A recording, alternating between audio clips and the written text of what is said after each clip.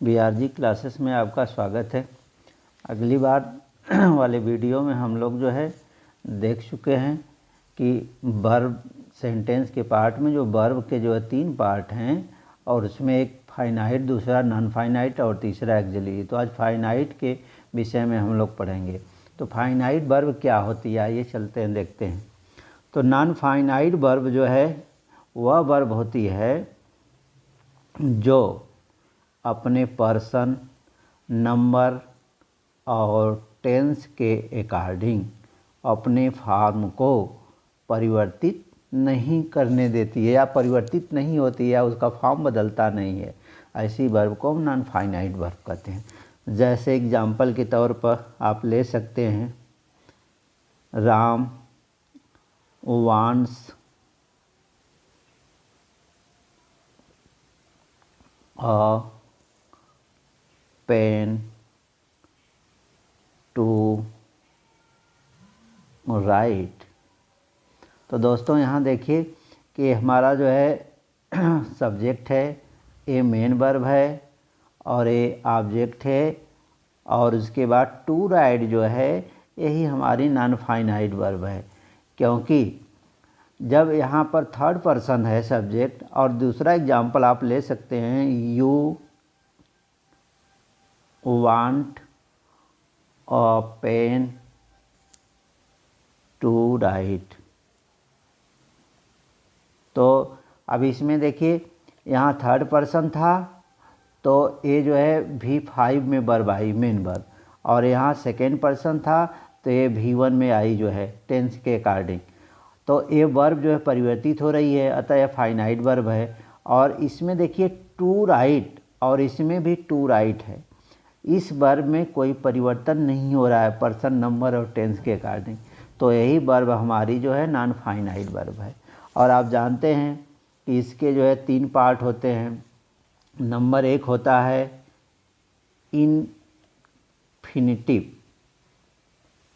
Infinitive, जिसको हम कहते हैं अनंत या क्रियार्थक। तो इन्फिनिटिव क्या होती है? An infinitive is a verb form that is not altered to indicate person, number और टेंस। यानी कहने का मतलब वह क्रिया जो नाउन प्लस वर्ब का काम करे और पुरुष वचन काल के अनुसार अपना रूप न बदलती हो, उसे हम इन्फिनिटिव वर्ब कहते हैं, जो टू प्लस V1 से बनती है और ना ने नी में अपना भावार्थ देती है। ऐसी वर्ब को हम इन्फिनिटिव वर्ब कहते हैं। जैसे एग्जाम्पल के तौर पर आप कह सकते हैं, टू वॉक इज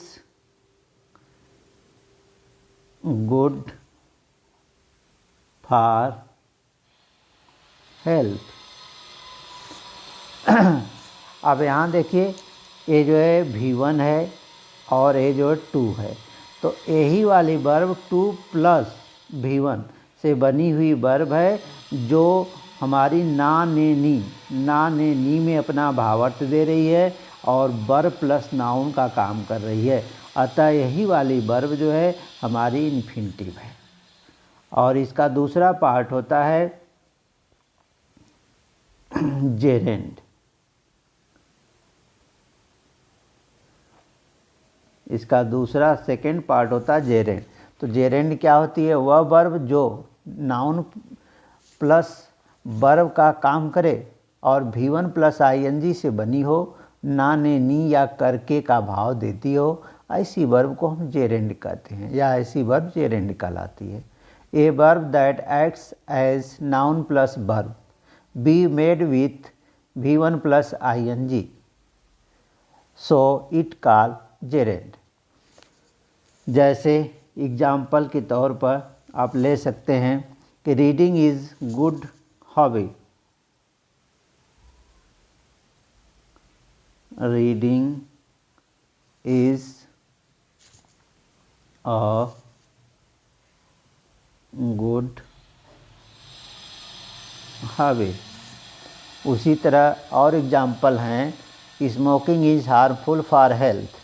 तो अब यहाँ पर जो ए रीडिंग शब्द है, यही वाला शब्द जो है हमारा V1 प्लस ING से बना हुआ है, जो हमारा ना, ने, नी या करके के रूप में भाव दे रहा है, और यही जो है वर्ब प्लस नाउन का काम कर रहा है। इसी को हम जेरेंड कहते हैं।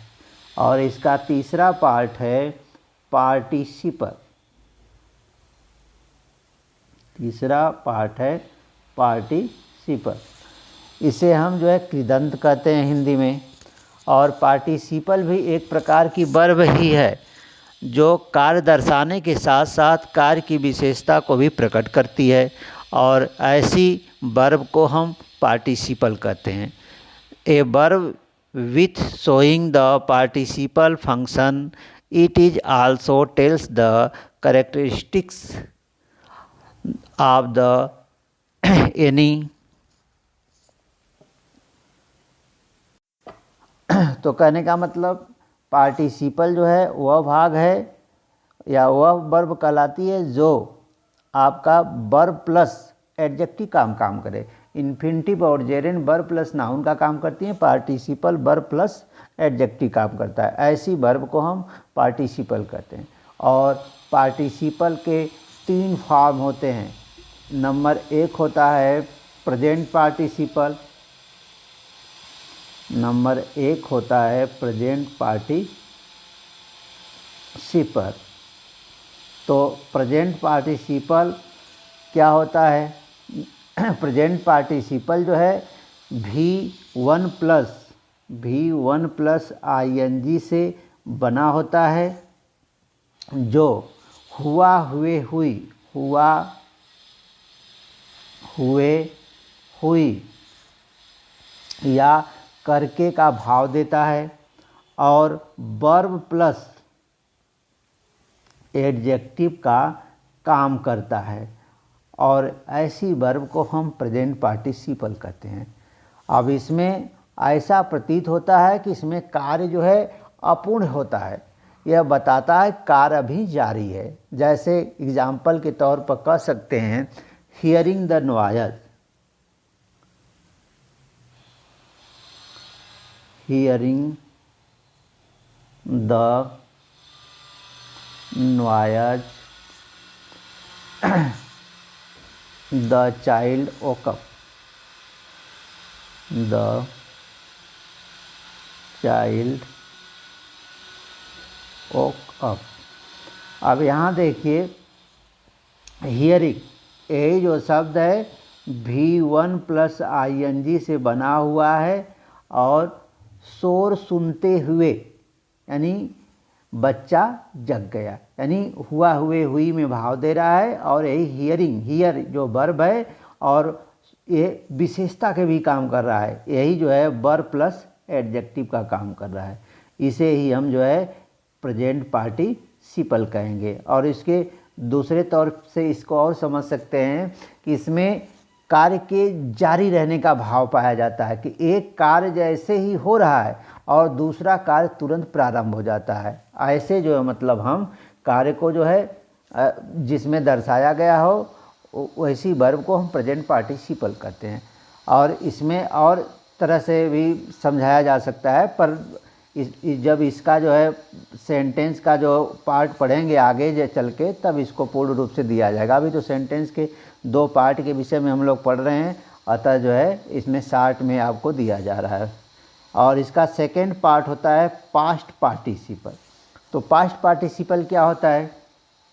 पास्ट पार्टिसिपल V3 यानी से बना होता है, जिसे हम पास्ट पार्टिसिपल कहते हैं।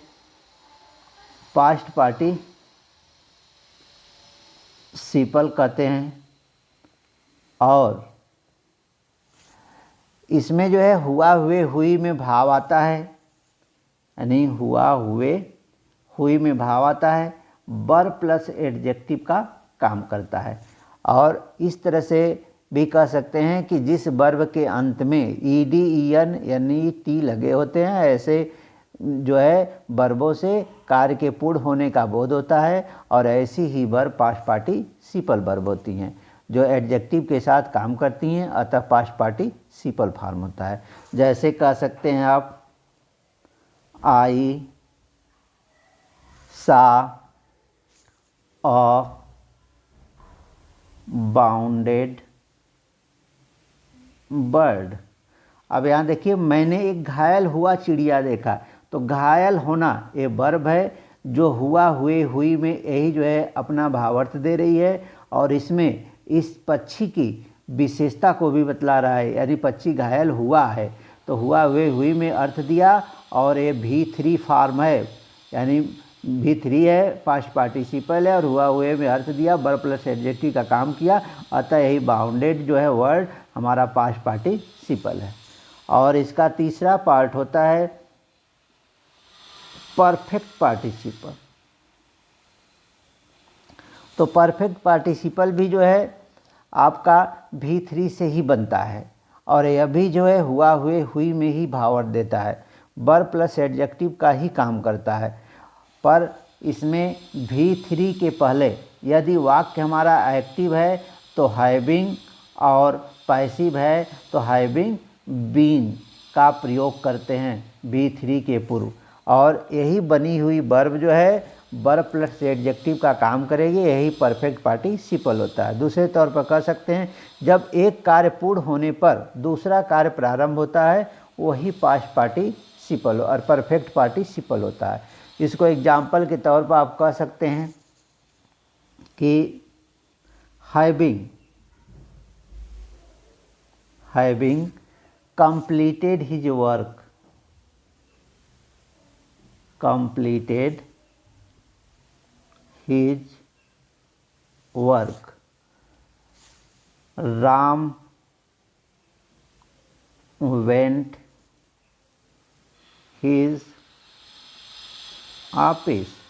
अब यहाँ देखिए, राम जो है अपना कार्य पहले कंप्लीट कर रहा है, उसके बाद अपनी ऑफिस जा रहा है, तो इसमें दो कार्य हो रहे हैं, और एक कार्य जो है पहले हो रहा है, जो यही कंप्लीटेड वर्ड जो है V3 है, और इसी के पहले देखिए हैविंग लगा हुआ है, तो यही हमारा जो है हुआ हुए हुई में अर्थ दे रहा है, जो वर्ब प्लस एडजेक्टिव से बना हुआ है, और वर्ब प्लस एडजेक्टिव का काम कर रहा है, और V3 के पूर्व हैविंग से बना हुआ है, और हुआ हुए हुई में भावार्थ दे रहा है। अतः यही शब्द जो है हमारा परफेक्ट पार्टिसिपल है, जिसमें कार्य के पूर्णता का भाव का बोध हो रहा है। तो दोस्तों, इस तरह से ये हमारा जो है नॉन फाइनाइट का सेकेंड जो है पार्ट जो है समाप्त हुआ, और अब इसके बाद इसका वर्ब का जो थर्ड रूप होता है एक्जिलरी वर्ब। तो एक्जिलरी वर्ब क्या होती है, इसके विषय में हम देखते हैं। तो एक्जिलरी वर्ब को आप पहले से ही जानते हैं कि जो टेंसों को अलग अलग जानने में, पहचानने में और मेन वर्ब ना होने पर मेन वर्ब का सहायक के रूप में कार्य करती है। पर शुद्ध इसकी जो है डिफिनीशन इस तरह कहेंगे, बी डू हैव के रूप में प्राइमरी एक्जिलरी वर्ब होती है। इस वर्ब का प्रयोग मेन वर्ब या हेल्पिंग वर्ब दोनों के रूपों में किया जा सकता है। और वर्ब बी के रूप में is, am, are, was, were होती हैं। डू के रूप में डू, डज, डिड होती हैं। हैव के रूप में हैव, हैज, हैड के होती हैं। और इनको आप यूज कर सकते हैं सेंटेंस के रूप में, जैसे आई डू माई वर्क, और I did not know him. अब यहाँ देखिए, जो डू है मेन वर्ब के रूप में काम कर रही है, जो है हेल्पिंग वर्ब के रूप में काम कर रही है। तो कहने का सेंस यही है कि इसमें ज़्यादा देखने की ज़रूरत नहीं है। जब आपको बताया जाएगा, जब पार्ट्स ऑफ स्पीच में मेन वर्ब का कार्य जो है, तो उसमें ये चीज़ें बताई जाएगी। पर साथ में आप जान लीजिए कि एक्जिलरी वर्ब दो रूपों में होती है, और एक प्राइमरी एक्जिलरी होती है, दूसरा मॉडल एक्जिलरी। तो जो वर्ब बी के रूप में होती हैं, इन्हें छोड़कर जितनी भी वर्ब जो होती हैं, can, could, may, might, shall, should, will, would, must, ought, to, ऐसी वर्ब को हम जो है मॉडल एक्जिलरी कहते हैं। अतः ये हमारा जो है सेंटेंस का पार्ट जो है समाप्त होता है और आगे हम लोग ऑब्जेक्ट और कॉम्प्लीमेंट के विषय में देखेंगे सेंटेंस के ही पार्ट को। So thanks.